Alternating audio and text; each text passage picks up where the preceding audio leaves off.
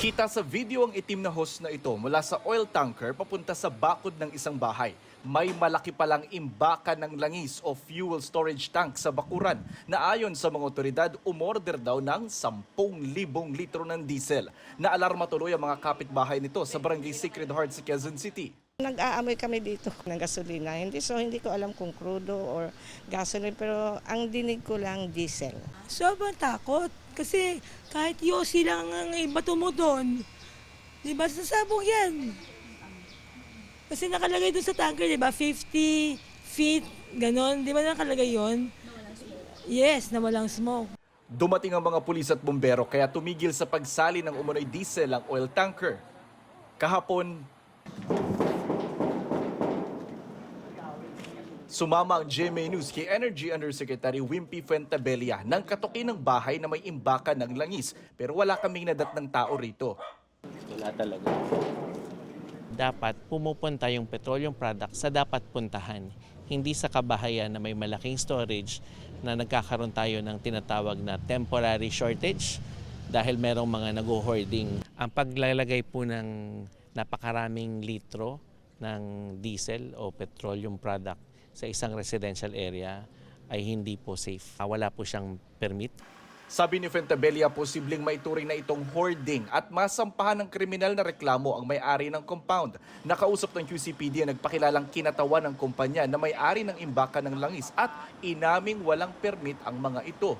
At ang nabanggit naman ng representative, kapag hindi po sila nakapag-produce ng certificate o requirements o permit, sila mismo magkukusang hindi na itutuloy at ipupull out nila yung diesel at saka yung tanker sa loob ng residential na yun. Pero saan nga ba nila gagamitin ang iimbak nilang umano'y libo-libong litro ng diesel? Paliwanag nila, personal consumption. Nagpapabricate sila ng may mga metalworks na may nabanggitin, gagamitin na sa generator. Sabi ng barangay, hindi nila kilala ang may-ari ng bahay. Hindi rin daw ipinaalam sa kanila na magtatayo roon ng malaking imbakan ng langis. Hindi kami aware na may ang daan. Kasi for the longest time, ang alam namin, binibenta po yung property na yan. So, yeah. May alam namin wala nakatira po dyan eh. Sabi ng DOE, hindi tulad ng crudo, nabubulok ang diesel kaya hindi dapat iniimbak ng matagal.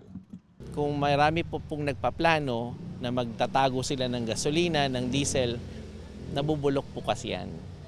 So dapat po ginagamit yan. Yun din yung rason kung bakit ang Strategic Petroleum Reserve ay crude oil. Hindi po siya yung finished product na tinatago kasi may expiration po siya.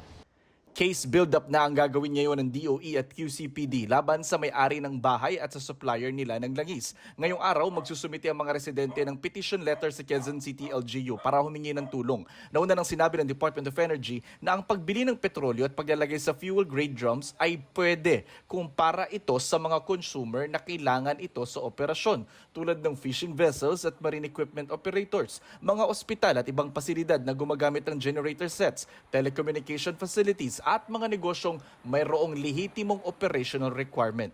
Ito ang unang balita sa Quezon City. Jonathan Andal, GMA News.